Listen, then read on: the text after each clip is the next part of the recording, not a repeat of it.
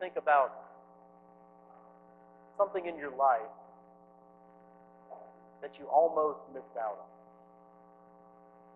Something that you came very close to missing out on. But now, since you did it, you're really glad that you didn't let something stop. You're really glad that you didn't let fear or apathy or laziness or other people keep you from doing what you did, because you would have missed out on so much. But you didn't miss your chance. This very common text has a very overlooked application that many of you may have never noticed. This great and wonderful story almost didn't happen. It almost never happened. And we love this story. This story is epic. And we love how this young shepherd boy kills this giant with just one stone. And we love how David stands victoriously over the dead giant. This is a wonderful story.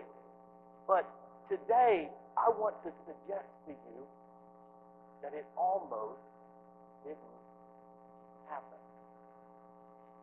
I think many of us miss our chance to be used by God because of fears that we have, because of disappointments that we've experienced, because of setbacks in our life, because of relationships that have gone astray. And I think that life just beats us up so bad that when we finally have a chance to take Goliath out, we're too jaded to make the shot. And so I want to go back a little bit in this story before we read this, and I want to talk about how David got into this story. And what happens is Samuel, the prophet, comes to Jesse, David's father, and says, Jesse, one of your sons is going to be the next king of Israel. So get all of your sons together so God can show us which one it is. And so this is what I want to do. I love to see the Bible lived out in front of us. And so I'm asking for 7 male volunteers to come up here. Don't be scared. 7. I don't even have 1. Anybody? Thank you. Thank you. Nobody just wanted to be first. 1, 2, 3, 4. Come down here. 1, 2, 3, 4. We need 3 more. Come on, Reuben. Come on, Mitch. And Dawn. Thank you very much. We got 7. Sorry, Jimmy. All right. Now. This is what the Bible teaches us. So Jesse has gathered his awesome sons. Look at these. Phil, I want you right here. Because Phil, you have a lot of great qualities, but one of them is you are tall. Right, Susie? That's one of the things you like about it, because he's tall and handsome. And so this is what happened. So Jesse is like, okay, I've got some wonderful young men here. I know one of them is going to be the king. And I'd like to introduce you to the first one. This is Eliab. Come on down and let everyone see you. And y'all clap if you think this could be the one king. Just walk through. Eliab is handsome. He's tall. He looks like he could be a king. But guess what? Samuel says, you're not the one. You can go sit down. You can go sit down. Sorry. So Jesse says, okay, well maybe this is the one. This young man right here, come on, come through. Everybody, what do you think? What do you think? It's good. He knows how to dress. He is handsome. He's got everything. You even look like a king, Don. You really do. But guess what? You're not the one. Sorry. Here we go. Go sit down. Sorry. I don't mean it. All right, y'all let me know what to think about this one. This is one of our younger ones. This is Mitch. My other son. What do you think? God, could it be Mitch? Got a nice green shirt. Wow. Sorry, Mitch. You're not the one. Now, this next one I want to present to you. Let me know what you think about this one. This is one of the most distinguished gentlemen in Enid right here. What do you think? Come on, Leonard. Come on. Oh, you might be the one. You might be the one. But I'm sorry. You're not the one either. I'm sorry, Leonard. Have a seat. God says no. Come forward. Now, this is a man of God right here. I don't know what you think about this one. This one's been married for 69 years. He knows a little something, right? He knows a little something. You think? I'm sorry, dude. You're not the one either. We still love you, though. We still love you. We still love you, Jim. Come on. What do you think? What do you think about Jim? Do you like him? Jim, I'm sorry. You're not the king. And then finally, we've got Reuben here. This young man has got many great, look at him. He's in shape. He's a better dresser than I am. Yeah, you run miles. I see your Facebook. I know what you do. What do you think? Could this be the one? Sorry, you're not the one. You're not the one. Y'all should be used to that because in today's world we have all these, these game shows and stuff, where it's reality shows. And see, the Bible has everything before we do. The Bible had a reality show way here at the beginning. And so Samuel is like, well, this doesn't make any sense because God is never wrong. Do you have another son? And listen to this. Jesse doesn't even call David by his name. He says, well, there's the youngest. He doesn't mention David based on his potential, only by his current position. And life will do that to you. Life will try to label you based on where you come from, based on your educational background, based on your ethnicity, based on whether you're a male or a female. Life will try to label you. There's the youngest. But Samuel says, go get him because we will not sit down until he arrives. And the very one who they didn't even think to bring in the room is the very one who God had chosen from the foundations of the earth. The one who they didn't even think to put in the lineup is the very one who God had chosen. I want to make an announcement. You can't disappoint what God has appointed. When God calls your name, when God gets ready to do a work in your life, when God gets ready to use you, when God gets ready to bring you forth, when God gets ready to send you out, when God gets ready to stir up your gifts, when God gets ready to fulfill your purpose, there is nothing that people can do about it. Because if God is for you, then who can be against you? Man, I like this stage. I like this stage. This stage preaches good. I could get used to it. But listen, I love God. I love God because God knows exactly where to find David, even out in the field. God doesn't need David to be in the lineup. He knows where to find David. Listen, God doesn't need you to position yourself in front of other people to be used by God. God doesn't need the approval of the committee to use someone. I've been through this. And I think it's so funny. I mean, I'm not mad about it. I just think it's funny how a group of human beings sitting in another state can try to determine whether someone is worthy to be used by God when God has already chosen me. God has already ordained me. God had already chosen David. God has already chosen me. God has already chosen you. And there's nothing that anyone else can do about it. Aren't you grateful that when God calls your name, there's nothing that people can do about it? There's nothing that an institution can do about it. There's nothing that doubters can do about it. There's nothing that a devil in hell can do about it. Amen? And listen, if it had been up to people, David would have never been chosen.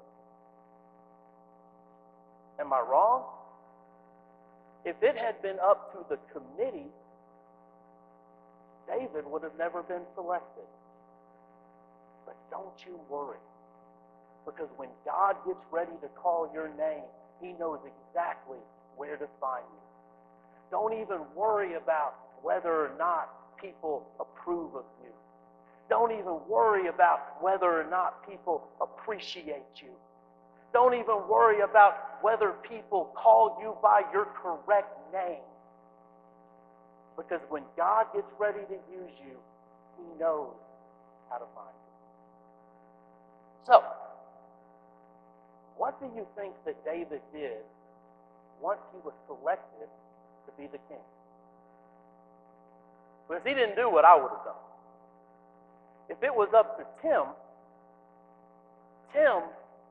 would have gone to try on some Versace crowns, Tim would have went shopping. Tim would have maybe looked for some Armani robes, would have practiced his king wave, all kind of stuff. But David didn't do that. David went right back to doing what he was doing before he was selected. He went back to being a shepherd. He went back to watching sheep until one day. Everyone say, one day. Until one day he was given a mission by his father. But I don't think you know that part of the story. Because this is a different part of the story. Everybody knows about the story about Goliath and the slingshot, and we all love that story. In fact, I'll just give you some preaching advice. Roy knows I'm telling the truth. Don knows I'm telling the truth. If you ever get invited to preach somewhere, just preach about David and Goliath, right? Because everybody loves David and Goliath. So if you want to get the crowd fired up, and I'll tell you why, it's because everyone has something in their life that's intimidating them. Everyone has something in their life that's bigger than them. Everyone has an anxiety or an addiction.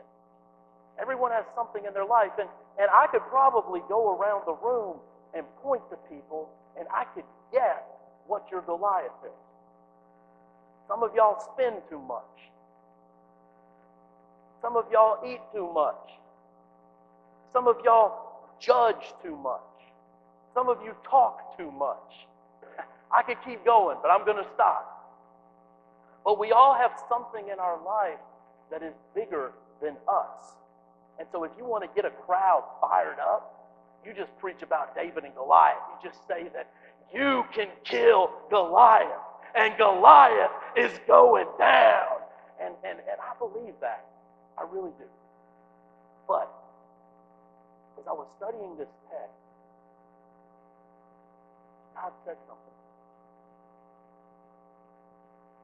As I was getting ready to preach the typical David and Goliath sermon, I felt God saying something. God said, Tim, most of the people that you're going to be preaching to never even get to Goliath. You're about to be teaching people how to kill an enemy that they're never even going to face. And so that confused me. So I went back to the text. Remember the sermon, digging for figs? I started digging to see if I could figure it out. And just before what I read to you, I saw this. Verse 16 of chapter 17 says, "For 40 days the Philistine came forward and took his stand morning and evening." For 40 days, Goliath challenged the people of God every single morning, just challenged them. But then, from there, it goes to verse 17 that says, "And Jesse said to David, his son, 'Take for your brothers an ephah of this parched grain and these 10 loaves, and carry them quickly to the camp to your brothers.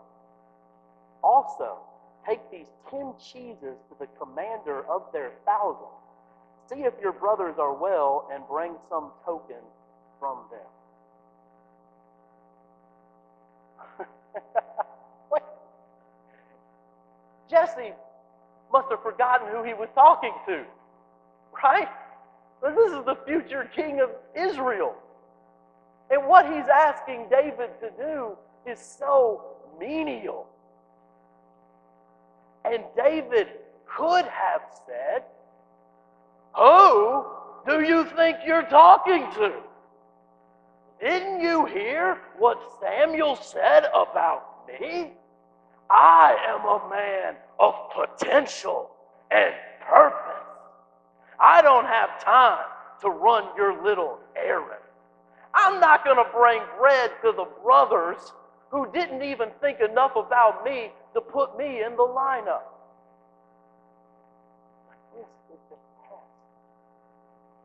to see if David will be faithful with the small things, so God could use him for the big thing. Some of us want God to do the big thing in our life, but we don't even trust him with the small thing. If David had not been willing to do an errand, he never would have faced Goliath. If David had started making excuses because he was too busy trying on crowns, he never would have faced him. You know, the little things that God asks us to do that we ignore, things like call your sister and apologize, or volunteer for kids worship, or start tithing.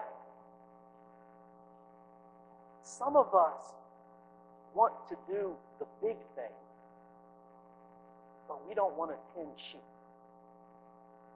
Some of us want to see the big miracle, but we don't want to make a small deliverance. And listen, David didn't know what was going to happen. It's very easy to read this story knowing what God is going to do and to make our decisions of what we would have done based on that. But David didn't know that this was 1 Samuel 17. He didn't know that he was in a Bible story. When he woke up, it was just another day. But God sometimes wraps up your destiny in what you perceive as just another day.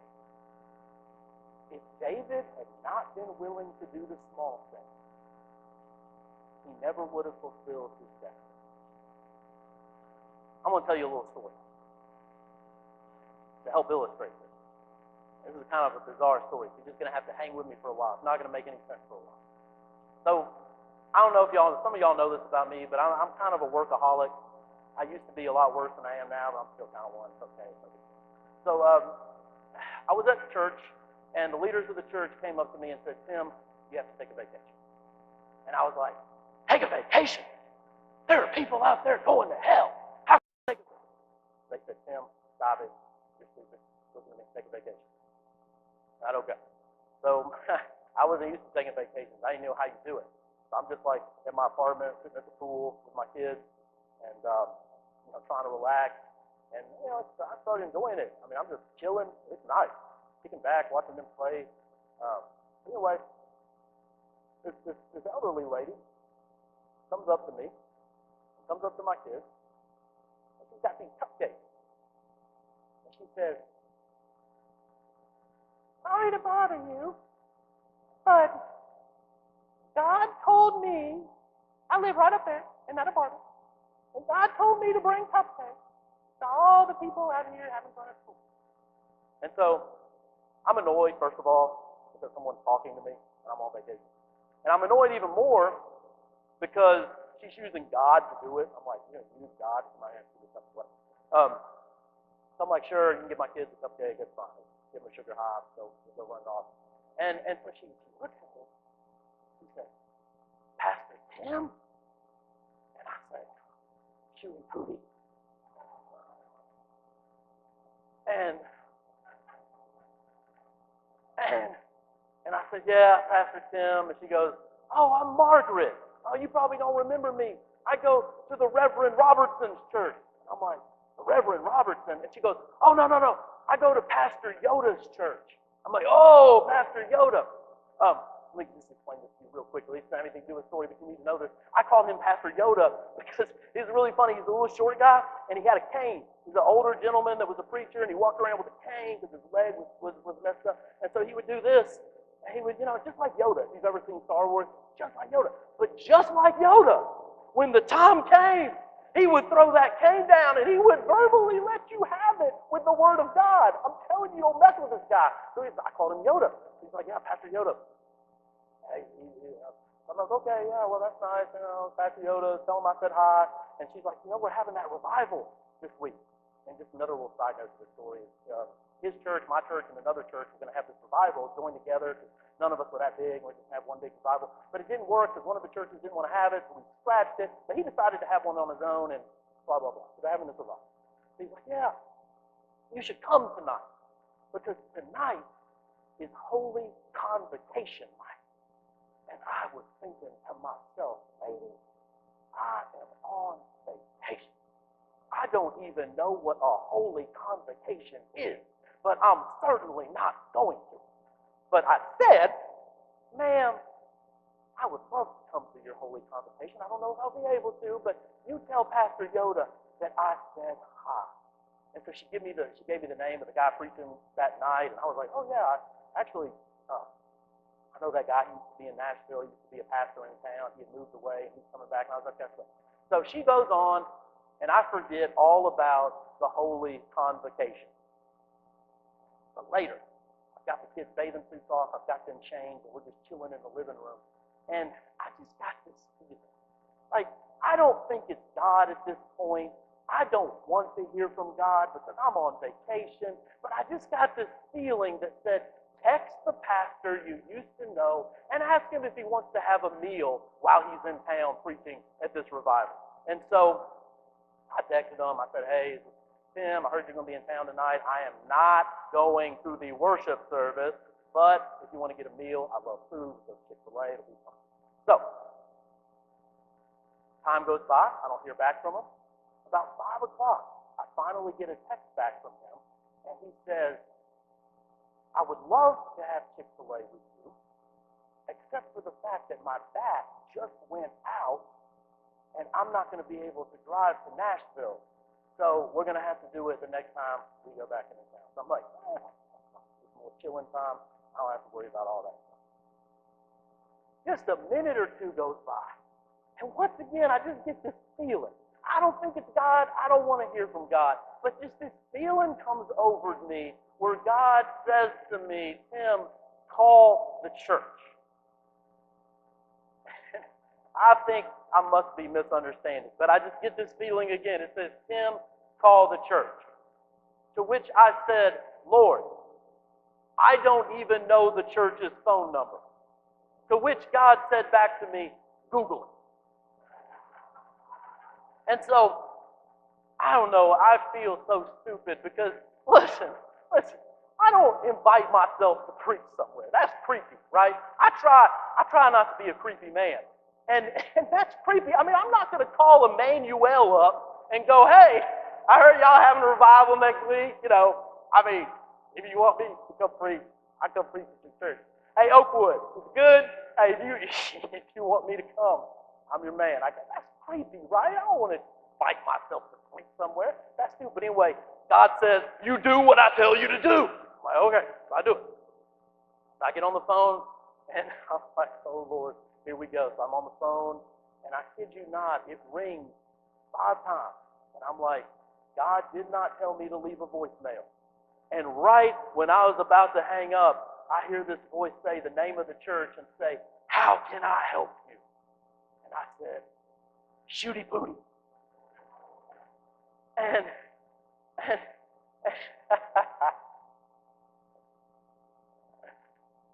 and I say, "Oh, hi, this is Tim Palmer. I'm a pastor of one of the churches here in town.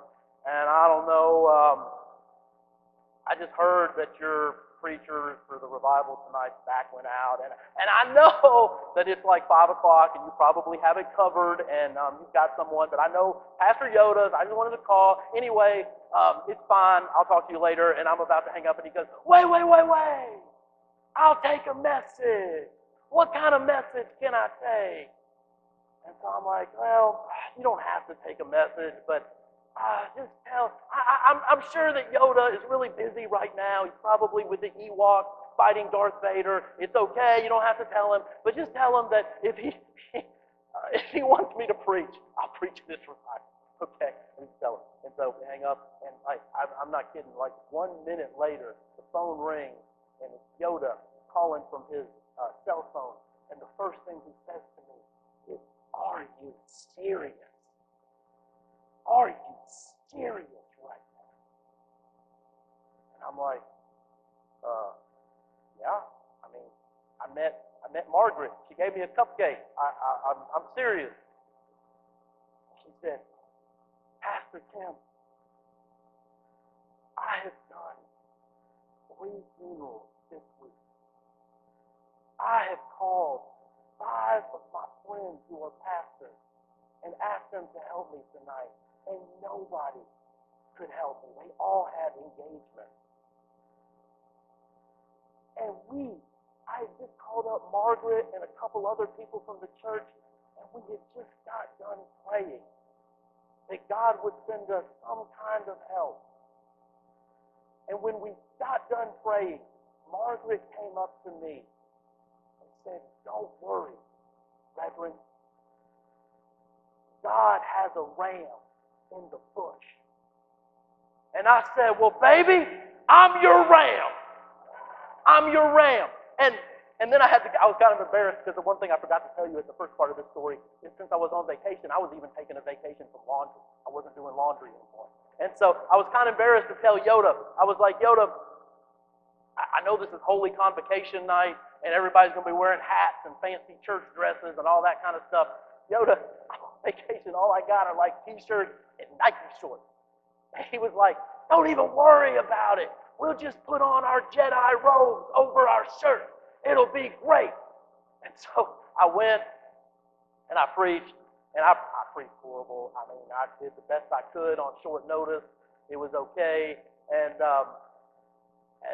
But anyway, he gets up to introduce me. And I'll never forget this because he gets up and he says, he walks up with his cane. He does this and he says, "I want to tell you," talking to his congregation, "that the speaker that was coming tonight had to cancel." And the whole congregation moaned and groaned because they liked this guy. This guy hadn't been in town for like a year. They wanted to see him. They wanted to hear him. And then Pastor Yoda threw his cane down. I'm not kidding. And he said, "And that's y'all's problem. You come for the personality instead of the Word of God." And he let them have it. But then he said, he told him the story. And he said, "I have never been so sure of the blessing of God on my life that God heard my prayer." And I tell you this story not to build myself up, because I didn't even want to do it. This is not about me.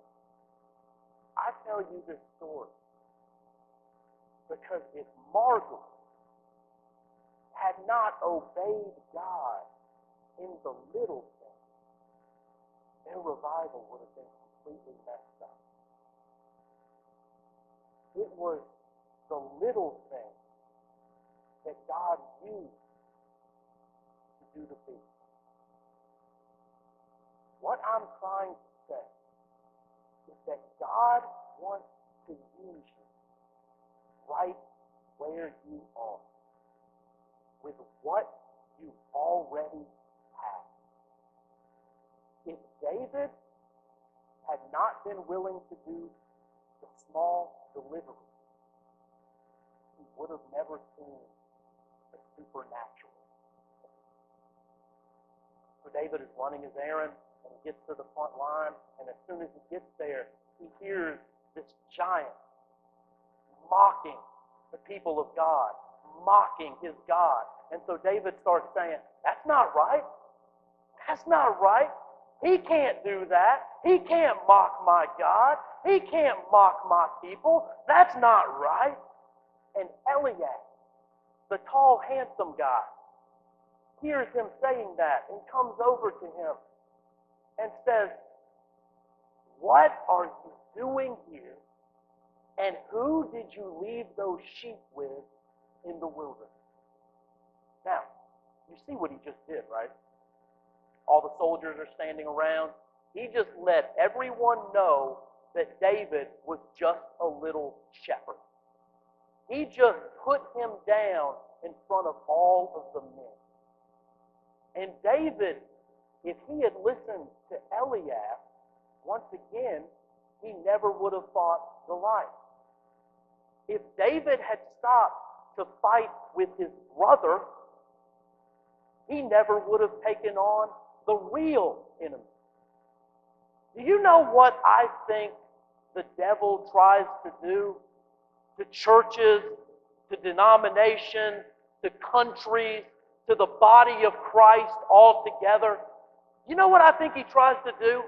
He tries to keep us so distracted, fighting with each other, that we never take on the real enemy.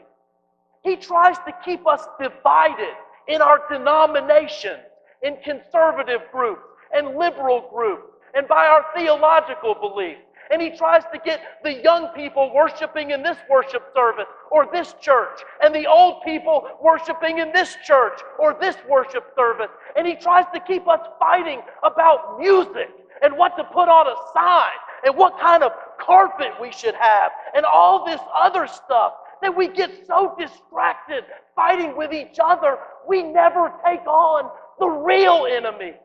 We never take on Goliath. People, we are not here to fight each other. You are my brothers. You are my sisters. We don't fight each other. We fight the real enemy. David was not even in the army, and he won the war. He did not even have a uniform, and he won the battle. He didn't even have suitable weapons, and he turned the tide. Don't miss your chance. Don't miss your chance. Will you stand with me?